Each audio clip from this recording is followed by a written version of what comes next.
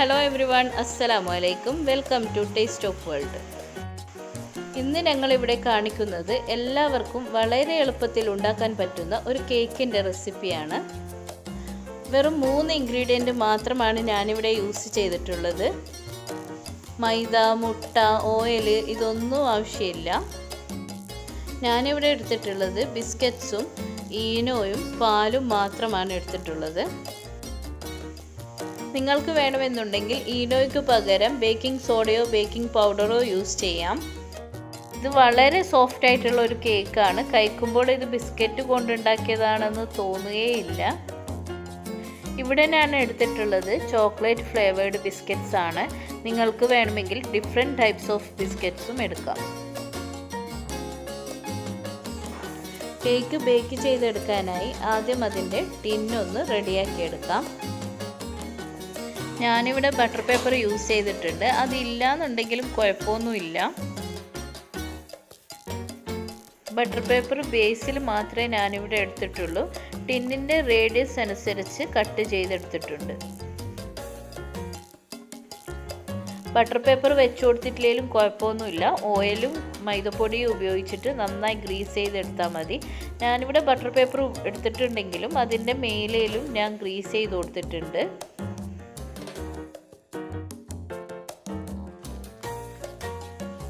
ഇവിടെ ഞാൻ ഒരു 300 ഗ്രാമോളം ബിസ്ക്കറ്റ്സ് എടുത്തിട്ടുണ്ട്.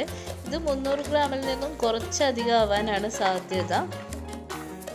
സാധാരണ കേക്ക് ഉണ്ടാക്കുന്ന പോലെ കറക്റ്റ് മെഷർമെൻറ്റിൻ്റെ ആവശ്യമൊന്നുമില്ല. 300 ഗ്രാമിൽ നിന്നും കുറച്ച് കൂടിപ്പോയാലും പ്രശ്നമൊന്നുമില്ല. ഇനി കറക്റ്റ് മെഷർമെൻറ്റ് ആവശ്യമാണെന്നുണ്ടെങ്കിൽ ഇത് പൊടിച്ച് കഴിയുമ്പോൾ ഒരു 3 കപ്പോളം ഉണ്ടാവണം. ഞാനിവിടെ എടുത്തിട്ടുള്ളത് 3 ഡിഫറെൻറ്റ് ബ്രാൻഡിൻ്റെ ചോക്ലേറ്റ് ഫ്ലേവേർഡ് ബിസ്ക്കറ്റ്സ് ആണ്. നിങ്ങൾക്ക് വേണമെന്നുണ്ടെങ്കിൽ ഡിഫറെൻറ്റ് ടൈപ്സ് ഓഫ് ബിസ്ക്കറ്റ്സ് എടുക്കാം. അറോറൂട്ട് ബിസ്ക്കറ്റ്, ഗ്ലൂക്കോസ് ബിസ്ക്കറ്റ്, അങ്ങനെ പലതും. അങ്ങനെ ബിസ്ക്കറ്റ്സ് എടുക്കുമ്പോൾ ഒരു പാക്കറ്റ് ബിസ്ക്കറ്റ് ഓറിയോ ബിസ്ക്കറ്റ് ആക്കാൻ വേണ്ടി ശ്രദ്ധിക്കുക. അങ്ങനെയാണെങ്കിൽ കേക്കിന് നല്ലൊരു ചോക്ലേറ്റ് ഫ്ലേവറും കിട്ടും.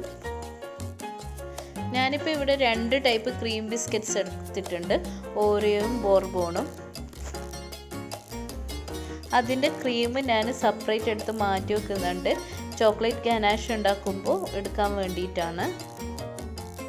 നിങ്ങൾക്ക് ചോക്ലേറ്റ് ഗനാഷ് ഉണ്ടാക്കുന്നുണ്ടെങ്കിൽ എടുത്ത് മാറ്റി വെച്ചാൽ മതി. ഇല്ലെങ്കിൽ ഇത് ഇങ്ങനെ തന്നെയും പൊടിച്ചെടുക്കാം. ഈ ബിസ്ക്കറ്റെല്ലാം ഇനിയൊന്ന് പൊടിച്ചെടുക്കണം. ഞാനൊരു മിക്സിയുടെ ജാർ എടുത്തിട്ടുണ്ട്. അതിൽ ഒട്ടും വെള്ളം ഇല്ലാണ്ടിരിക്കാൻ വേണ്ടി ശ്രദ്ധിക്കണം. ഇവിടെ ഞാൻ എടുത്തിട്ടുള്ള ബിസ്ക്കറ്റ്സ് ഫുള്ളും നല്ല മധുരമുള്ള ബിസ്ക്കറ്റ്സ് ആയതുകൊണ്ട് ഞാനിവിടെ വേറെ പ്രത്യേകിച്ച് ഷുഗറൊന്നും ചേർത്ത് കൊടുക്കുന്നില്ല.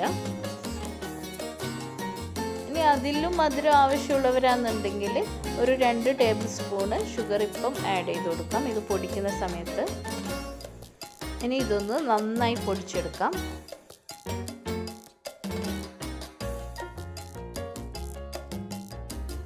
ഇതിപ്പോൾ ഇവിടെ ഞാൻ പൊടിച്ചെടുത്തിട്ടുണ്ട്. ഇനി ഒരു നൈഫോ സ്പൂണോ എന്തെങ്കിലും ഉപയോഗിച്ചിട്ട് കട്ടകൾ എന്തെങ്കിലും ഉണ്ടോ എന്ന് നോക്കാം. ഇവിടെ ഞാനിപ്പോൾ ഒരു 1.5 കപ്പ് മിൽക്കാണ് എടുത്തിട്ടുള്ളത്.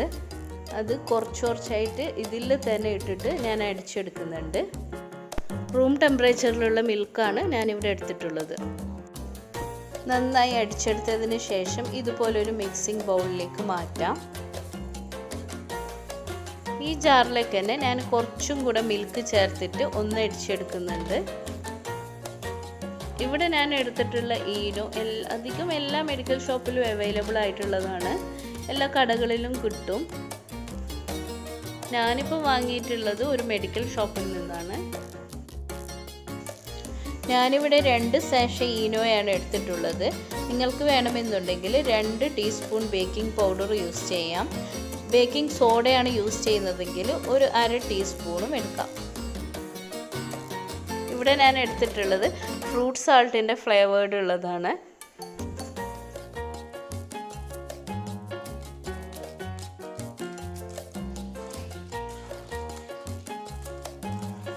ഇവിടെ ഞാൻ ഈനോ ഈ ബാറ്ററിൻ്റെ മേലേൽ ഇട്ട് കൊടുത്തതിന് ശേഷം ഒരു 2 ടീസ്പൂണ് പാലൊഴിച്ച് കൊടുക്കുന്നുണ്ട്.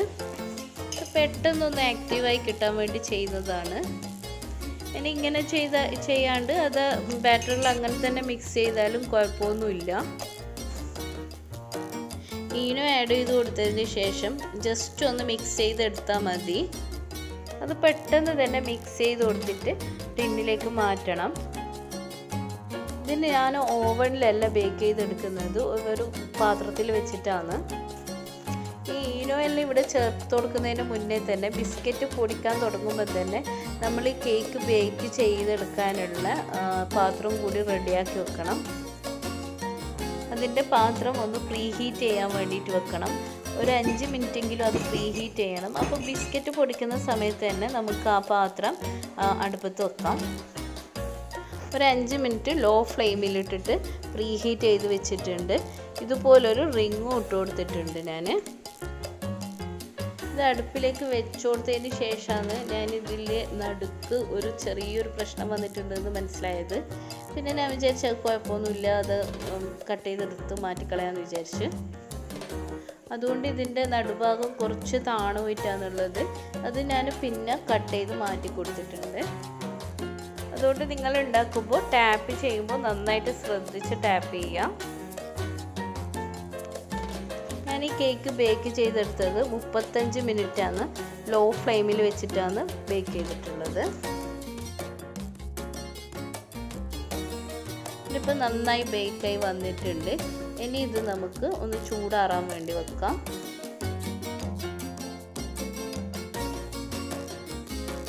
ചൂടാറിയതിന് ശേഷം ഞാനിതൊരു പ്ലേറ്റിലേക്ക് മാറ്റുന്നുണ്ട്.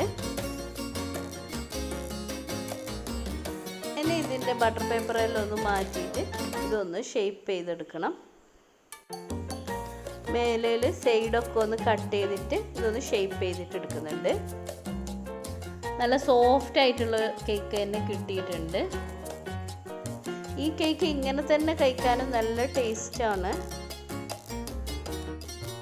ഇപ്പം ഞാൻ ഒരു നല്ല ഈസി ആയിട്ടുള്ളൊരു ചോക്ലേറ്റ് ഗനാഷും ഉണ്ടാക്കുന്നുണ്ട്. ഇവിടെ ഞാൻ ഫസ്റ്റ് തന്നെ എടുക്കുന്നത് നേരത്തെ നമ്മൾ ബിസ്ക്കറ്റ് ഒന്ന് മാറ്റി വെച്ചിട്ടുള്ള അതിൻ്റെ ക്രീമെല്ലാം. ഇതിൻ്റെ കൂടെ ഞാൻ എടുക്കുന്നത് ഡയറി മിൽക്ക് ചോക്ലേറ്റ് ആണ്. നിങ്ങളുടെ കയ്യിൽ ഡാർക്ക് ചോക്ലേറ്റിൻ്റെ ബാർസ് ഉണ്ടെങ്കിൽ അതെടുക്കാം. ഇപ്പം നമുക്കിവിടെ ചെറിയ ചെറിയ ചോക്ലേറ്റാണ് കിട്ടിയിട്ടുള്ളത്. 5 രൂപൻ്റെത്, അതൊരു 10 എണ്ണം എടുത്തിട്ടുണ്ട്. ഇനി ഇതൊന്ന് ഡബിൾ ബോയിൽ ചെയ്തെടുക്കണം.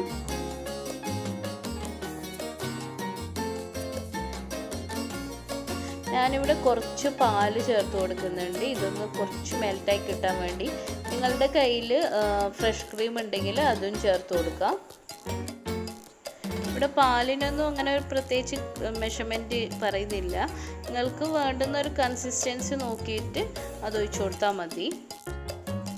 ഇതൊരു ഹീറ്റ് റെസിസ്റ്റൻസ് ആയിട്ടുള്ള ബൗളാണ്. നിങ്ങൾക്ക് വേണമെന്നുണ്ടെങ്കിൽ ഇതൊരു സ്റ്റീൽ പാത്രത്തിലും ചെയ്തെടുക്കാം. ഇനി ഇതൊന്ന് നല്ലവണ്ണം ചൂടാറണം. ചൂടാറുമ്പോൾ ഇത് കുറച്ചുകൂടെ ഒന്ന് തിക്കായിട്ട് വരും. ഈ ഗനാഷ് നല്ല ടേസ്റ്റ് ഉള്ളതാണ്. ചോക്ലേറ്റ് ഡയറി മിൽക്ക് ചോക്ലേറ്റ് ആയതുകൊണ്ട് നല്ലൊരു ടേസ്റ്റാണ് ഇതിന്. കുട്ടികൾക്കെല്ലാം ഇത് നല്ലോണം ഇഷ്ടപ്പെടും. എന്തായാലും ട്രൈ ചെയ്ത് നോക്കുക. വളരെ എളുപ്പത്തിൽ ഉണ്ടാക്കാൻ പറ്റുന്ന ഒരു ഗനാഷുമാണിത്. ഈ ഗനാഷ് ഏത് കേക്കിന് വേണമെങ്കിലും യൂസ് ചെയ്യാം. ഇനി ഇതൊന്ന് കേക്കിലേക്ക് ഒഴിച്ചു കൊടുത്തിട്ട് എല്ലാ ഭാഗത്തേക്കുമായിട്ട് നന്നായി സ്പ്രെഡ് ചെയ്ത് കൊടുക്കാം.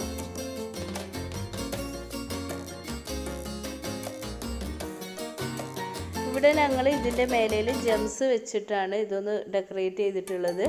ഡെക്കറേറ്റ് ചെയ്തിട്ടില്ലെങ്കിലും കുഴപ്പമൊന്നുമില്ല. ചുറ്റും ജംസ് വെച്ച് കൊടുത്തതിന് ശേഷം അതിൻ്റെ നടുക്ക് കുറച്ച് ജംസ് പൊടിച്ചതും കൂടി ഇട്ട് കൊടുത്തിട്ടുണ്ട്. ഇവിടെ കുട്ടികളുടെ കയ്യിൽ ജംസ് ഉള്ളത് കൊണ്ട് അവർ അത് ഡെക്കറേറ്റ് ചെയ്ത് കൊടുക്കാൻ വേണ്ടി പറഞ്ഞതുകൊണ്ടാണ് ഇങ്ങനെ ആക്കി കൊടുത്തിട്ടുള്ളത്. നമ്മൾ സാധാരണ കേക്ക് ഉണ്ടാക്കി കഴിഞ്ഞാൽ കുറച്ച് സമയം അത് സെറ്റ് ചെയ്യാൻ വേണ്ടിയിട്ട് ഫ്രിഡ്ജിൽ വെക്കും. പക്ഷെ ഇന്നിപ്പോൾ അങ്ങനെ വെച്ചിട്ടൊന്നുമില്ല. കുട്ടികൾ ധൃതി കൂട്ടുന്നത് കൊണ്ട് അപ്പം തന്നെ കട്ട് ചെയ്ത് കൊടുത്തിട്ടുണ്ട്. അതിന് എല്ലാവരും ഇത് തീർച്ചയായിട്ടും ഉണ്ടാക്കി നോക്കണം. നല്ല ടേസ്റ്റി ആയിട്ടുള്ള ഒരു കേക്കാണ്. വളരെ എളുപ്പത്തിൽ ഉണ്ടാക്കിയെടുക്കാനും പറ്റും. കേക്ക് ഉണ്ടാക്കാൻ അറിയാത്തവർക്കും വളരെ എളുപ്പത്തിൽ ഉണ്ടാക്കാൻ പറ്റുന്നതാണ് ഈ കേക്ക്. എല്ലാവരും ട്രൈ ചെയ്ത് നോക്കണം. ഞാനിവിടെ എടുത്തിട്ടുള്ള ടിന്ന് കുറച്ച് വലിയ ടിന്നായിരുന്നു. നിങ്ങൾ എടുക്കുന്നത് ഒരു 1/2 kg ഒക്കെ ടിന്നാണെങ്കിൽ കുറച്ചും കൂടി തിക്കായിട്ടുള്ള കേക്ക് കിട്ടും. നിങ്ങൾ ഈ ചാനൽ ആദ്യമായിട്ടാണ് കാണുന്നതെങ്കിൽ ഒന്ന് സബ്സ്ക്രൈബ് ചെയ്യുക. അതിൻ്റെ അടുത്തുള്ള ബെല്ലൈക്കൺ ക്ലിക്ക് ചെയ്യുക. അപ്പോൾ അതിൽ ഓൾ എന്ന ഓപ്ഷൻ വരും, അതും കൂടെ ക്ലിക്ക് ചെയ്യുക. അപ്പോൾ നമ്മൾ അപ്ലോഡ് ചെയ്യുന്ന എല്ലാ വീഡിയോസും നിങ്ങൾക്ക് നോട്ടിഫിക്കേഷൻ വരുന്നതായിരിക്കും. നിങ്ങൾക്ക് ഈ വീഡിയോ ഇഷ്ടപ്പെട്ടിട്ടുണ്ടെങ്കിൽ ലൈക്ക് ചെയ്യുക, ഷെയർ ചെയ്യുക. നിങ്ങളുടെ എല്ലാവരുടെയും അഭിപ്രായം കമൻറ്റ് ചെയ്യണം. ഞങ്ങളുടെ ഇൻസ്റ്റാഗ്രാം പേജും കൂടെ ഒന്ന് ഫോളോ ചെയ്യുക. നിങ്ങൾക്ക് ഈ വീഡിയോ കാണുമ്പോൾ തന്നെ മനസ്സിലാവും നല്ല സോഫ്റ്റ് ആയിട്ടുള്ള കേക്കാണെന്ന്. എല്ലാവരും ട്രൈ ചെയ്ത് നോക്കണം. ഈ കേക്കിന് അധികം ഇൻഗ്രീഡിയൻസിൻ്റെ ആവശ്യമില്ല, കൃത്യമായിട്ടുള്ളൊരു മെഷർമെൻറ്റിൻ്റെ ആവശ്യമില്ല. അതുകൊണ്ട് എല്ലാവരും ഉണ്ടാക്കി നോക്കുക. നല്ല ടേസ്റ്റി ആയിട്ടുള്ള കേക്കാണ്. ഞാൻ വീണ്ടും വീണ്ടും പറയുന്നത് അത്രയ്ക്ക് ടേസ്റ്റ് ഉള്ളത് കൊണ്ടാണ്. എല്ലാവരും ഉണ്ടാക്കി നോക്കണം, ഫീഡ്ബാക്ക് അറിയിക്കണം. അപ്പോൾ അടുത്ത റെസിപ്പിയുമായി മറ്റൊരു വീഡിയോയുമായി വരുന്നത് വരെ ബൈ ബൈ.